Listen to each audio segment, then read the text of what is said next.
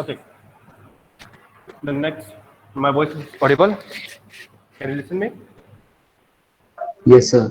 Okay. I'm continuing. Next one is inductance. Okay, inductance को समझने के लिए सबसे पहली एक चीज मैं आपको बताता हूँ। पूरी 12th तो हम रिवाइज नहीं कर सकते, लेकिन इंडक्टेंस बनता कैसे है वो मैं बता सकता हूँ आपको, जिससे आपको समझ में आए। इंडक्टेंस की अगर आपने शेप देखी है तो आज तक आपने क्या देखा, इससे वैसे कुछ ऐसे ऐसे ऐसे ऐसे ऐसे होती है, यही होता है इंडक्टेंस। तो ये बना कैसे है? ये एक सीधे वायर से ही बना है, this has made by this simple wire. इसी को ही इससे बनाया, सिर्फ इसको क्या करा, इस तरीके से हमने हेलिकल शेप में कन्वर्ट किया है। Sir, if this simple wire has been converted in this, then how many changes have become? Yeah, number of changes have become. Number of changes have become. These are like, first one, first change तो ये है कि it oppose any changes of magnitude or direction of electric current passing through the conductor. Like if, इसकी property बता रहा हूं मैं direct, जो आप डेफिनेशन आप हमेशा मिलेगी आपको, लेकिन मैं समझाऊंगा बाद में। अगर यहाँ पे 3 एम्पियर का करंट हो रहा है, तो इंडक्टर की प्रॉपर्टी ये कहती है कि I will not change, I am not going to change, और I am not going to make any changes in 3 ampere current. This is the magnitude and direction of current. This is the fact, or we can say this is the property of a material which opposes any change of magnitude and direction of electric current passing through the conductor. ठीक है, shape मैंने आपको बता दी है, एक simple से wire shape होती है जिसको अपन क्या कहते हैं, ट्विस्ट कर लेते हैं, या फिर एक किसी चीज के साथ में आप इसको अगर इसको लपेट दें तो हमारे पास इसको वायर मिल जाता है। सर अभी तक तो कुछ समझ में नहीं आया इंडक्टेंस होता क्या है, काम क्या करता है। और can anyone tell me that what is the use of this inductor, because someone knows that capacitor का यूज तो पता है कि स्टोरेज से काम आता है। What is the use of inductor, someone can tell me? Sir magnetism. Magnetism, बहुत अच्छा वर्ड यूज किया है, बिल्कुल सही है। और कुछ इसके अलावा? Increase the voltage up and down. Increase the voltage up and down, energy resistance से काम आ सकता है। और कुछ इसके अलावा? बोलते जाओ, जिसको जैसे जो कोई रुक रहा है तो उसके अलावा बोलो, मैं तो सबके सुनूंगा मैं। Energy storage device, energy storage device, yeah that's right one, we can store the energy, yeah that's right one. और कुछ इसके अलावा जिसने अभी इंडक्टर के बारे में थोड़ा बहुत कुछ पढ़ा हो, या anyone? Guys, we have 47 students and I just listen only 2 to 3 voice. 2-3 voice मेरे को सिमिलर हुई है अभी तक, मतलब मैं इसके फैमिलियर हुआ हूँ। बाकी 40 स्टूडेंट कहाँ पे रहते हो? For me all are you equal, सब इक्वल हो अभी राइट नाउ, सब लोग इक्वल हो मेरे सामने। जब तक मैं कोई एग्जाम टेस्ट कुछ नहीं लेता तब तक सब इक्वल हो। Please try to speak up, try to speak up, कोशिश करा करो। मतलब अगर गलत भी बोलो तो भी कोशिश करा करो। यहाँ पे मैं आपको डांट लगाने के लिए या कुछ हम मतलब कुछ कमेंट करने के लिए नहीं हूँ, आपके सुनने के लिए हूँ। तो मुझे अच्छा लगेगा कि अगर आप लोग एक्टिव होके जो भी कुछ आता है उसमें बोल सको। सो मैग्नेटिक फील्ड जनरेट करने के लिए। बिल्कुल एग्जैक्टली, एक स्टूडेंट ने बोला था मैग्नेटिज्म मैग्नेटिक फील्ड जनरेट करने के लिए, बहुत अच्छी चीज है। आप लोगों ने ये इंडक्टर वाला बताया। एक minute,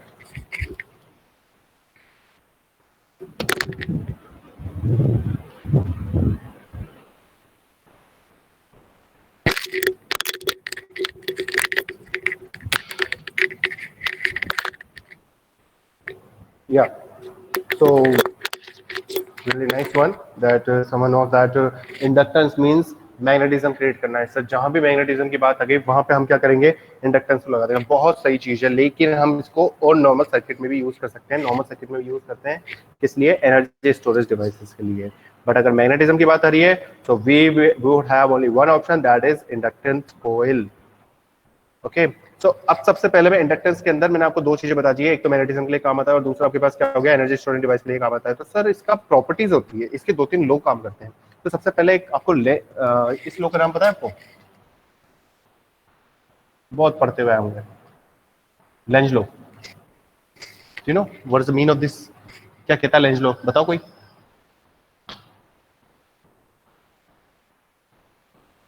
Sir, it gives direction of current. Direction it give it gives induced direction of induce direction. अच्छा, ये इंड्यूस करता है या फिर ये अपोज करता है खुद की प्रॉपर्टी को? अपोज करता है। तो इंड्यूस वाला कैसे आ गया? वैसे सर इंड्यूस भी करता है, तो इंड्यूस भी करता है, ये भी करता है इंड्यूस। लेकिन क्या होता है, इसकी मेन चीज क्या होती है, it opposes the one by which it developed. जिस करंट से डेवलप हुआ है उसी को ही क्या करता है, अपोज करता है। मतलब सपोज करो कि किसी करंट के कारण मैग्नेटिक फील्ड जनरेट हुआ, ठीक है, तो अब उस करंट को एंटर करने से मना कर देगा। ये कुछ ऐसा सा कॉन्सेप्ट होता है लेंज लॉ का, जिससे करंट वो बना उसी को अपोज कर देता है कि अब कोई चेंजेस नहीं, बस बन गया मैं बन गया। तो कुछ ऐसी प्रॉपर्टी रखता है लेंज लॉ। लेकिन यहाँ पे हमारे को ये प्रॉपर्टी नहीं समझनी, यहाँ पे हमारे को क्या समझना है वो समझो। मैं आपको एक सिंपल सी चीज बता रहा हूँ, समझना पहले, क्योंकि ये रूल बाद में समझ में आएगा। अगर मैं करंट फ्लो करता हूँ तो करंट यूं जाएगा, यूं आएगा, फिर यूं आएगा, फिर यूं आएगा, इस तरीके से जाएगा। अगर जब करंट इस तरीके से जाता है तो हमेशा करंट अगर जहां होगा तो वहां पे मैग्नेटिक फील्ड जरूर होता है, तो मैग्नेटिक फील्ड इस तरीके से प्रोड्यूस होगा। अगर मैग्नेटिक फील्ड इस तरीके से हो रहा है तो उसके सराउंडिंग में, हाँ बिल्कुल सही है, एक किसी ने मेरे को कमेंट किया है, बिल्कुल सही है। बहुत ही अजीब सा रूल है, जिससे कारण वो बना उसी कारण उनको अपोज करता है। तो फोकस हियर, करंट के कारण क्या होता है कि हर जगह मैग्नेटिक फील्ड होता है। अब ये मैग्नेटिक फील्ड चारों तरफ रहता है, कुछ शेप में किस तरीके से रहता है वो आप ईएमएफ के अंदर पढ़ोगे। आपका एक सब्जेक्ट चल रहा होगा ईएमएफ, इलेक्ट्रोमैग्नेटिक फील्ड वाला, इलेक्ट्रोमैग्नेटिक फील्ड वाला, उसके अंदर आपको बहुत अच्छी तरीके से डिटेल में आएगी। तो मेरा कॉन्सेप्ट इतना सा है कि यहाँ पे करंट के कारण क्या होता है, चारों तरफ मैग्नेटिक फील्ड होता है, अजीब सी शेप में होगा बिल्कुल। तो इसके कारण क्या होता है, मैग्नेटिक फील्ड। करंट के कारण क्या हो गया, मैग्नेटिक फील्ड। और we can say, I can say, एक कॉन्सेप्ट समझा रहा हूं, अगर करंट है तो वहां पे मैग्नेटिक फील्ड होगा, और अगर मैग्नेटिक फील्ड है तो उसके कारण करंट होगा। रट लेना, यही कॉन्सेप्ट होता है अपनी इलेक्ट्रिसिटी के अंदर, जो मोटर के अंदर कॉन्सेप्ट होता है। If there is current then there is magnetic field, if there is magnetic field by the magnet. और करंट किसके कारण हो सकता है, सोर्स के कारण, केमिकल एनर्जी कारण। तो मैग्नेटिक करंट मैग्नेटिक फील्ड है, so there would be current. If there is current तो there would be magnetic field. तो ये वाइस वर्सा वाला कंडीशन हमेशा याद रखना। सो what Lorentz law states that the change of field, the change of field induces a voltage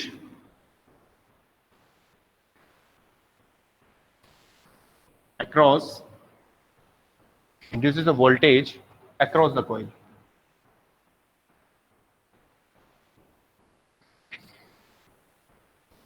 और इसका मैं फॉर्मूला लिख रहा हूं पहले, बाद में समझाऊंगा इसको कैसे।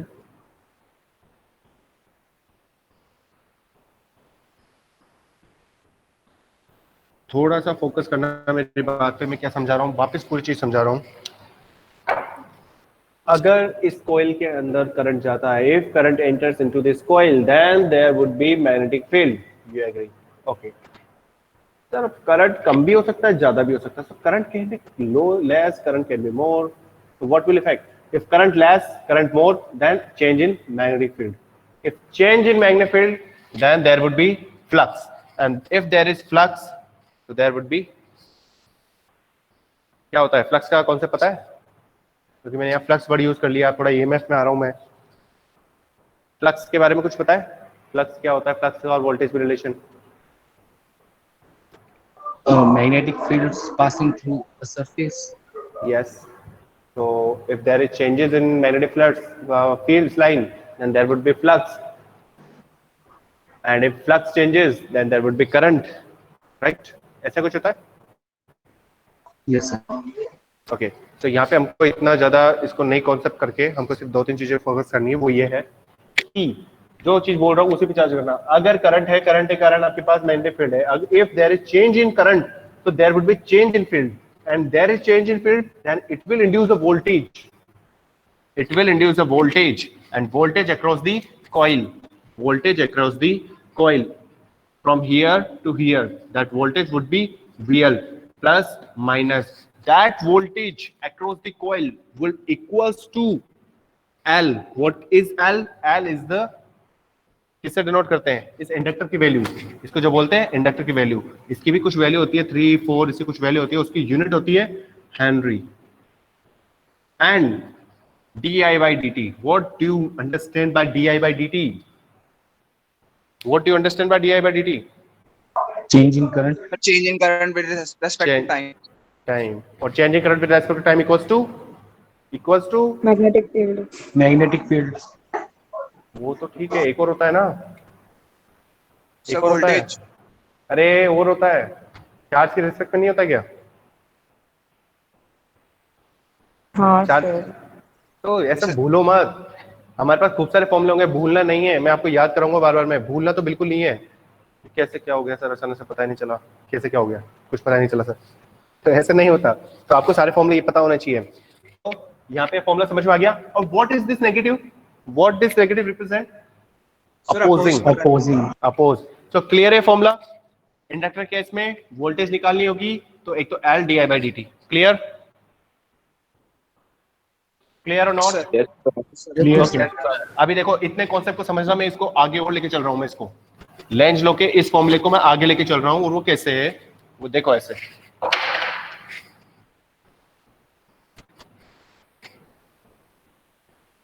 ओके सुनते, एक चीज सुनना, कभी कभार मैं बोर्ड पे कुछ ऐसी चीजें भी लिख देता हूं जो मैंने पीडीएफ में नहीं दे रखी है. पीडीएफ में मैं डायरेक्ट फॉर्मुलाज, डायरेक्ट कॉन्सेप्ट लिख रखा हूं. तो कुछ अगर तुमको लगता है कि ये इंपॉर्टेंट है तो हैंड टू हैंड अपनी कॉपी में नोट डाउन करते हुए चलना या स्क्रीनशॉट लेते हुए चलना. तो बार बार नहीं बोलूंगा क्योंकि हर बार कुछ ना कुछ नई चीज आती रहती है. ओके अब सुनिए. If there is some source and there is some inductor, so what will happen? Current will enter here, and due to change in magnetic field, there would be voltage VL inside this. Agree? And by this source, a voltage would be there. Agree or not? Yes, sir. Clear? तो दो voltage हो गई, एक तो V हो गई और एक VL हो गई. एक तो V हो गई और एक VL हो गई. तो अब अगर मैं बात करता हूं, यहाँ पे अगर मैं टोटल वोल्टेज की बात करता हूं तो V plus VL equals to 0. V plus VL equals to 0. If मैं टोटल वोल्टेज की बात कर रहा हूं तो V plus VL equals to 0.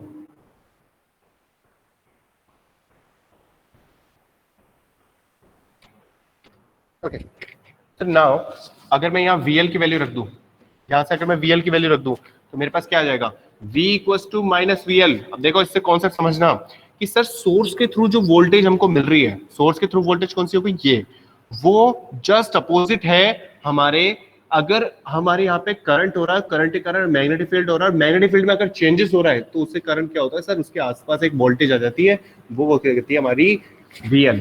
सो ये जो V है सोर्स वोल्टेज, वो हमारी इंडक्टर वोल्टेज के अपोजिट में हुई. या हम एक और चीज कह सकते हैं, हम कह सकते हैं L di by dt. Sir यहाँ पे नेगेटिव क्यों नहीं लगाया? तो देखो यहाँ मैंने समझाया था VL क्या है? आपके मैग्नेटिक फील्ड में change in current voltage, that's why negative. तो यहाँ पे ये नेगेटिव लगा हुआ है.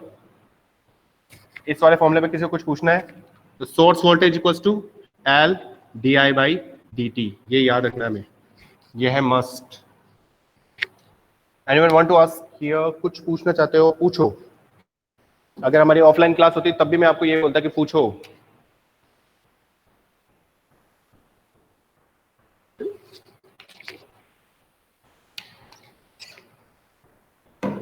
ओके आई एम गेटिंग 11:07 पे 47 स्टूडेंट है.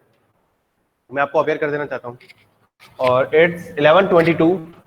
यहाँ पे 51 हो गए और शायद 11:30 पे यहाँ पे 56 हो जाएंगे. तो अभी तक तो मैं आप लोग को कुछ नहीं कह रहा था, लेकिन मैं धीरे धीरे कहने लग जाऊंगा कि क्या चल रहा है तुम लोगों का. तो मुझे पता है कौन से स्टूडेंट कब कंटिन्यू रहते हैं, कौन नहीं रहते हैं. मेरा अटेंडेंस 2-3 तरीके से हो रही है. एक ऑटोमेटिक गूगल मीट पे भी डायरेक्ट ही हो रही है अटेंडेंस. आज मैंने रिकॉर्ड नहीं करी इसको, कोई बात नहीं, और थोड़ा सा भी रिकॉर्ड कर देता हूँ.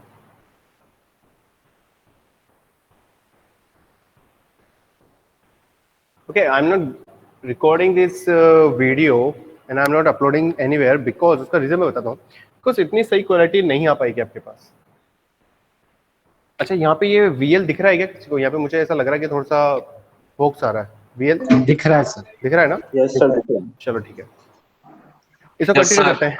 मुझे अटेंडेंस से भी अभी कोई मतलब नहीं है, अभी अपन इस टॉपिक को कंप्लीट करेंगे, फिर उसके बाद देखेंगे क्लास कब खत्म करते हैं अपन। आगे देखो, यहाँ तक समझ में आ गया? आगे चल रहा हूँ मैं, इसी को आगे लेके चल रहा हूँ।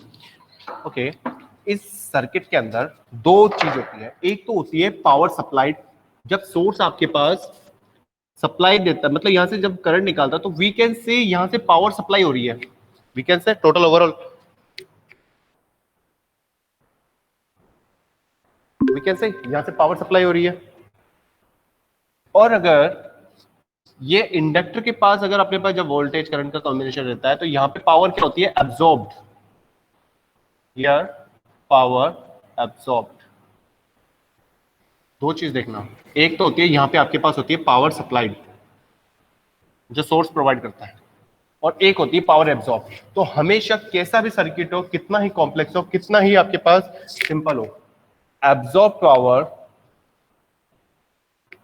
Equals to supplied power.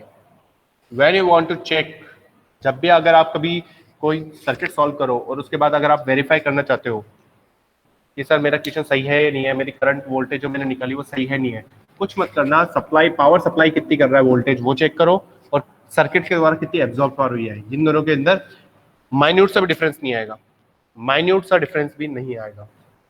Okay, आगे देखो, ये तो मैंने एक बीच में से एक चीज बताई थी आपको। अगर मैं पावर की बात करता हूं, पावर की बात करता हूं, पावर भी क्या है? एब्जॉर्ब वाली पावर, एब्जॉर्ब बाय एल। ये इंडक्टर कितनी पावर एब्जॉर्ब कर रहा है? If inductor is absorbing some power, so I know P equals to VI। Sir मुझे इतना पता है, एक फॉर्मूला आपने बताया था जिसमें रेजिस्टेंस थी, P इक्वल्स टू VI, मतलब power equals to voltage into current. तो power into voltage into current, so sir मेरे को पता है, अभी अभी आपने बताया V इक्वल्स टू LdI/dt। तो LdI/dt अगर मैं करता हूँ, और सर यहाँ पे मेरे पास देखो, इसको I को मैं छोटा ही ले लेता हूँ, इससे कंफ्यूजन हो, तो करंट सेम ही है। तो अगर मैं यहाँ बात करता हूँ सर ये आ जाता है, तो पावर इक्वल्स टू क्या हो गया formula? Li dot di dot di/dt। तो this is my power formula for inductor case. What we need L, we need I and we need di/dt।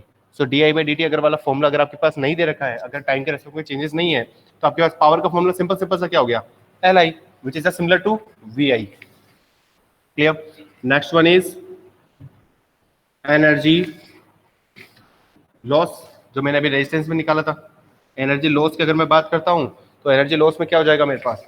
Sir आपने बताया था W equals to P dot dt, 0 to time के respect में। So sir दिक्कत क्या है? ये formula बिल्कुल यूनिवर्सल फॉर्मूला है, because that is energy, that is universal power, that is time. तो इसका रेजिस्टेंस के केस में, कैपेसिटेंस के केस में, इंडक्टर केस में कोई चेंज ही नहीं होगा। बिल्कुल सही बात है, कोई चेंज नहीं होगा। So what we need to do, put power value here. तो पावर की वैल्यू यहाँ से यहाँ रख दो, तो here Li dot di/dt। Sir मैंने यहाँ से उठा के ये वैल्यू रख दी और ये dt की वैल्यू रख दी, तो dt से dt कट गया। अब मेरे पास क्या बचता है? मेरे पास बचेगा हाफ ऑफ Li स्क्वायर। अब इतनी सी मैथमेटिक्स आपको आनी चाहिए कि इंटीग्रेशन कैसे कर दिया मैंने। अगर किसी को नहीं आता है तो वो भी समझा दूंगा, लेकिन उम्मीद करता हूँ इतना तो आना चाहिए। क्या यहाँ तक जो चीजें मैंने समझाई वो समझ में आई या नहीं आई? आ गई सर। कोई एक ऐसा भी स्टूडेंट है जिसको नहीं आई हो तो अभी मुझे बताओ। लोगों ने टेक्स्ट करा हुआ है, क्या क्या टेक्स्ट आए हुए देखता हूँ। अच्छा रजनीश कुमार, तुम अपलोड करके डाल देते हो यूट्यूब पे? तुम्हारा चैनल बना हुआ है क्या? चलो ठीक है, जो भी है इसके एक बार रजनीश कुमार से एक बार कंसल्ट कर लेना, किसी को अगर पुराने लेक्चर्स अगर देखने हो तो। वैसे फायदा तो होगा इसके अंदर, तुम लोगों को देखना हो पुरानी चीजें तो तुम लोग इसमें समझ सकते हो। तो अभी तुम्हारी क्लास कब है? नेक्स्ट क्लास कितने बजे? 2 o'clock, तो मैं आधे घंटे और कंटिन्यू कर रहा हूँ। कोई दिक्कत किसी को? कोई दिक्कत है? कोई समस्या नहीं सर। कोई समस्या नहीं है, तो मैं इसको कंटिन्यू कर रहा हूँ बिकॉज मेरे को एक कैपेसिटेंस टॉपिक और कंप्लीट करना है। यहाँ तक किसी को कोई दिक्कत है तो मुझे बता सकता है, बिकॉज चीजें कॉम्प्लेक्स होती जाएगी। Further things will become complex, not simple. तो यहाँ पे अगर समझ में नहीं आया तो आपके पास दिक्कत आएगी। समझने वाले फॉर्मूले कौन कौन से हैं? एक ये वाला, एक ये वाला, एक ये वाला। ओके, 5 to 10 मिनट्स, देन मैं इस टॉपिक को जल्दी कंप्लीट करता हूँ।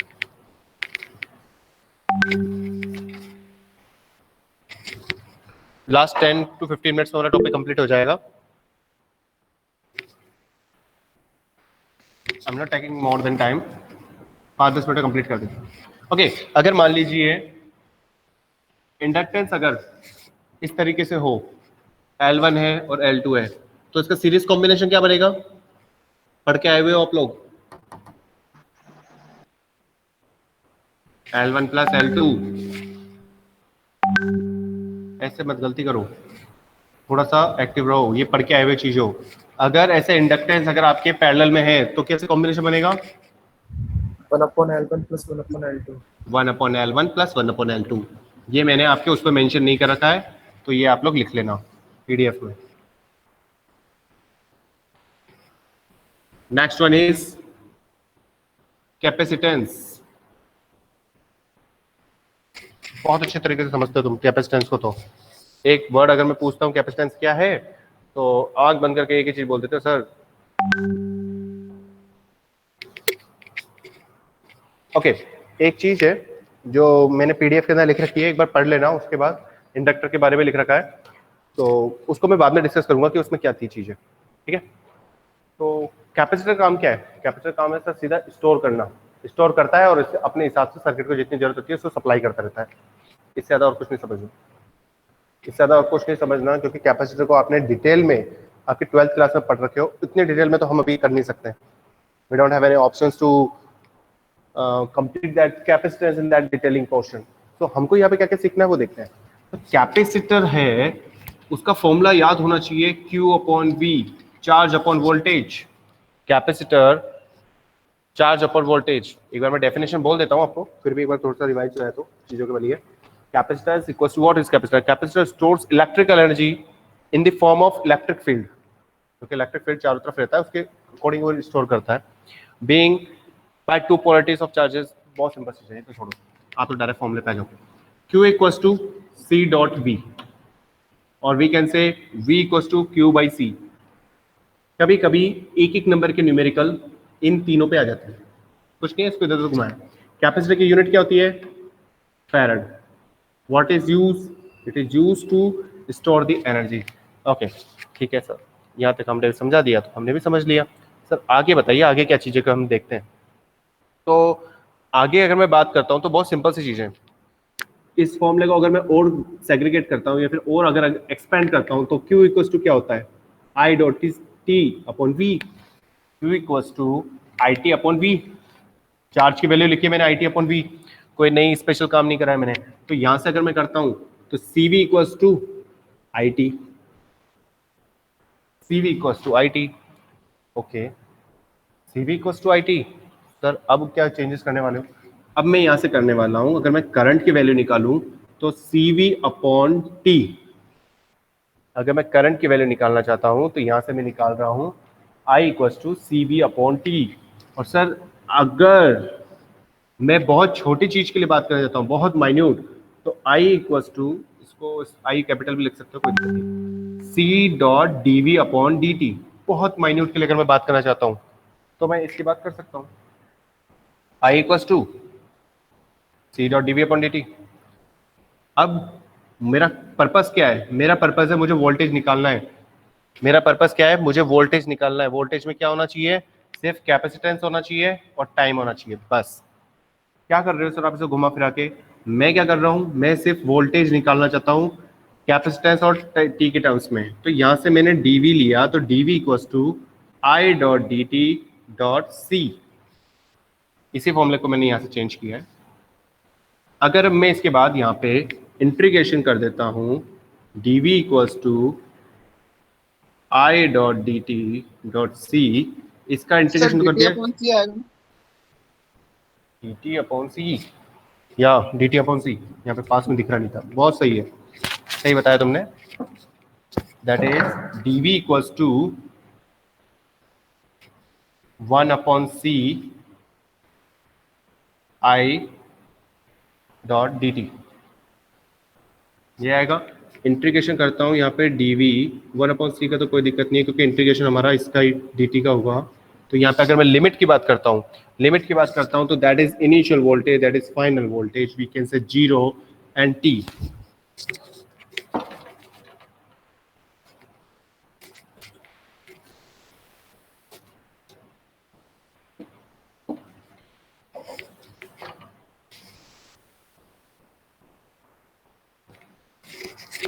I'm dragging this here.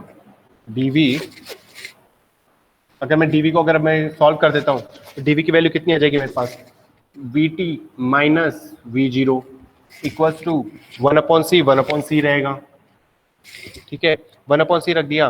और करंट की वैल्यू को क्या रख सकता हूँ मैं, सर अभी हमारे पास कोई चेंजेस नहीं है तो आप क्या करोगे, कुछ नहीं कर सकते, 0 से लेकर t तक. अगर टाइम रख दिया तो it हो जाएगा और कुछ ज़्यादा से कुछ नहीं हो सकता. तो अगर मैं यहाँ से इनिशियल वोल्टेज की बात कर लेता हूँ तो मेरे पास vc 0 से t i dot D T plus vt, इसके अलावा मेरे पास कोई एक्सप्रेशन नहीं आएगा. इसके अलावा मेरे पास कोई एक्सप्रेशन नहीं आएगा. यही मेरे पास फाइनल एक्सप्रेशन है वोल्टेज का. सर अब इस पे हमको याद क्या करना है, VT माइनस इंटीग्रेशन. वेट, मैंने माइनस प्लस से गलती कर दी है. दैट इज 0, क्योंकि मुझे फाइनल वैल्यू निकालनी होती है हमेशा वोल्टेज की, ताकि इनिशियल. तो vt equals to 1 upon C integration 0 से लेकर t i dot D T plus v0. अगर इनिशियल वैल्यू 0 दे रखी है तो यहाँ पे 0 हट जाएगा और आपके पास जो v की वैल्यू आएगी वो कितनी आएगी, 1 अपॉन सी 0 से t i dot D T. सिर्फ ये फॉर्मूला याद रखना है आपको, ये है वोल्टेज वाला. और वहां पे वोल्टेज क्या आता था इंडक्टर केस में, v equals to L D I by D T. यहाँ पे क्या आ रहा है, v equals to 1 upon C integration t i dot D T. Clear है, आगे चलूं, सिर्फ 2 मिनट का टॉपिक और है. यहाँ तक किसी को दिक्कत, मेरे को यहाँ ये फॉर्मूला आपको याद रखना है. डेरिवेशन याद रखो या नहीं रखो कोई दिक्कत नहीं है, वो पीडीएफ में लिखी हुई है. ये फॉर्मूला आपको आगे तक याद रखना है क्योंकि ये हमारा काम आएगा. Now power absorb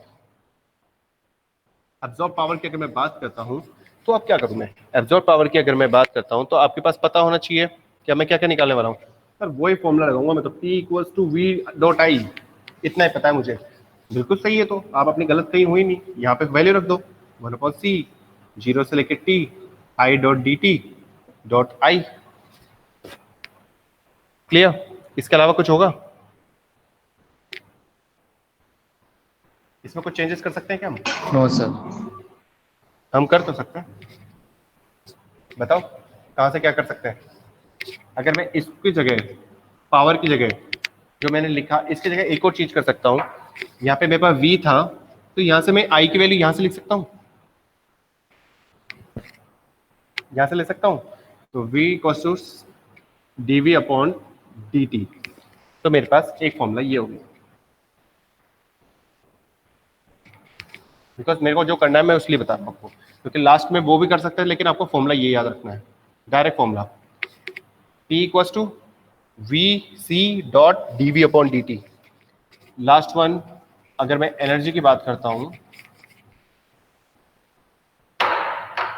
energy, sir energy का फॉर्मूला आपने बताया था P W equals to integration करा था P डॉट डी टी का 0 से लेकर T तक का किया था.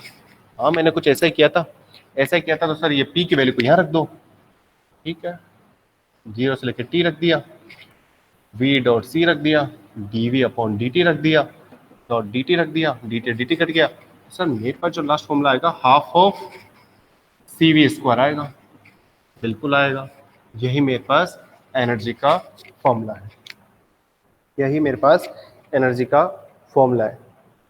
क्लियर है, यहाँ तक capacitor, voltage, yes sir. Inductance के अंदर।